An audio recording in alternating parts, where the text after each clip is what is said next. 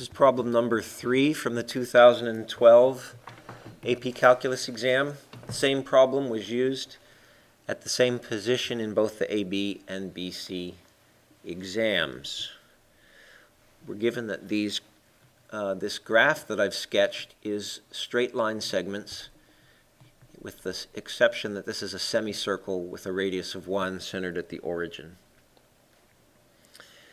And so our first challenge, again, we're given this definition of g, the integral of what's shown. Here, let's clarify that what is shown in this graph is f of t,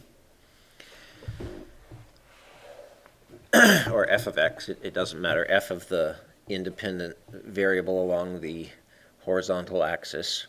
First, we have to find g2 and g of negative 2.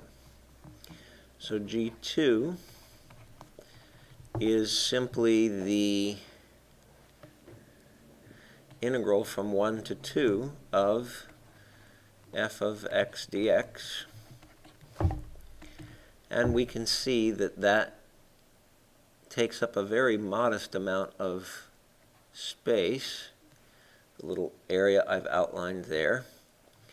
That's a triangle of height 1/2, of width or base 1, and so that area is 1/4. But we see that the actual integral going forward treats that as a negative signed area, and so we get negative 1/4 as our answer for g2. g negative 2, on the other hand, works backwards, still the integral from 1 to negative 2 this time of f of x dx. And so first we have to deal with this semicircle, which has an area of pi over 2. Now, it is negatively signed area, but because we're working backwards, it actually contributes in a positive way to g of negative 2. And on the other hand, this triangle here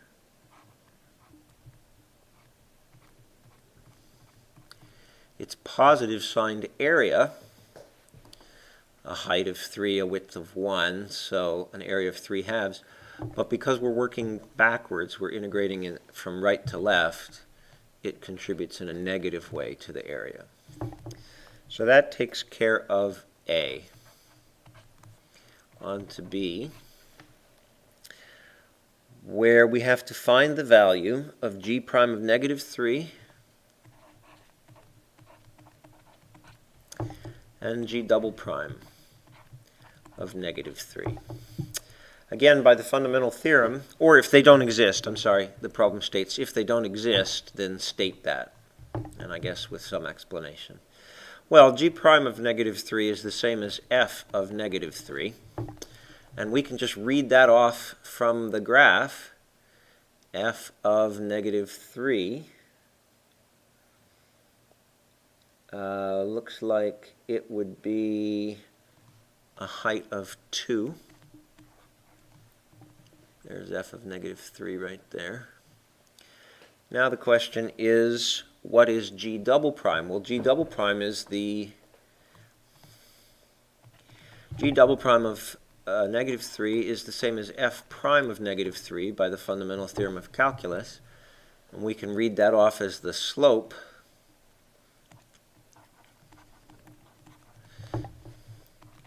is the slope from the graph.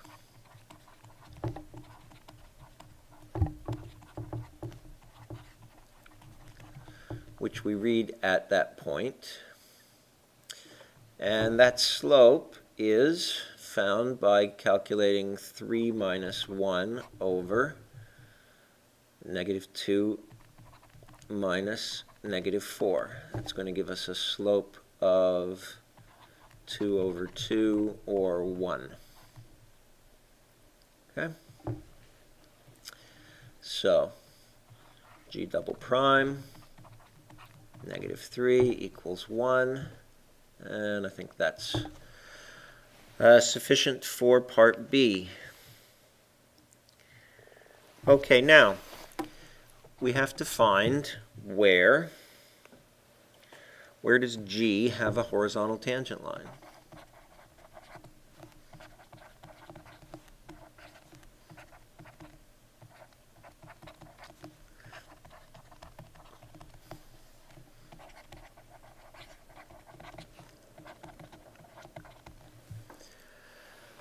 Well, that's really the same as asking where is G prime equal to 0. But that is tantamount to saying where is F equal to 0. And it's clear that F is 0 at -1 and 1.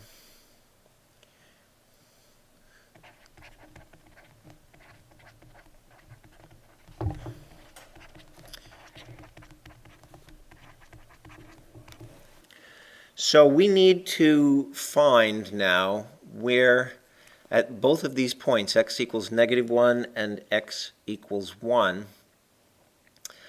we need to determine whether that constitutes a relative max, a relative min, or neither a min nor a max. So let's first take up the case of x equals -1. Now again, we're being asked about g of x. So g of x has a relative max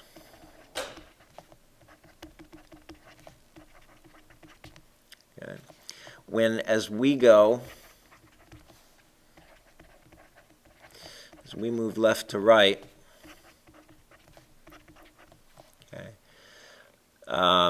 g prime of x goes from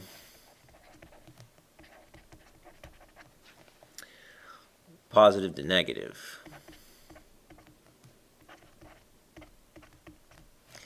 And vice versa for a relative min.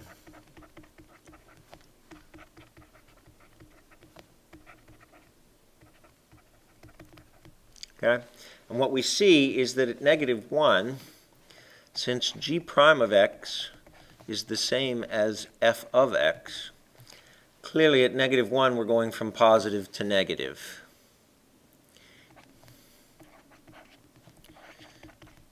So we have a relative max.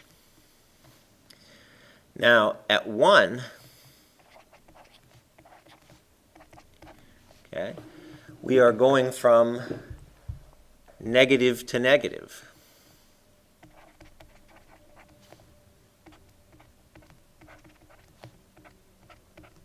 So that's neither a max nor a min.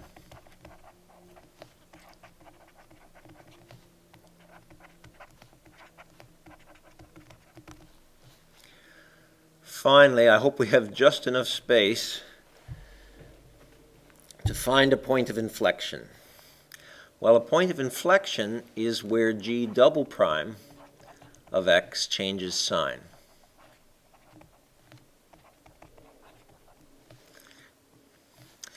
G double prime of x is the same as f prime of x. So, and that implies that we're looking for a point where the slope changes sign. Well, where does the slope change sign? We've got a couple of places. We see the slope changing sign right there at -2. We see the slope changing sign here at 0, and we see the slope changing sign here at 1. X equals -2, 0, and 1. All of those are inflection points. It changes sign, therefore inflection point.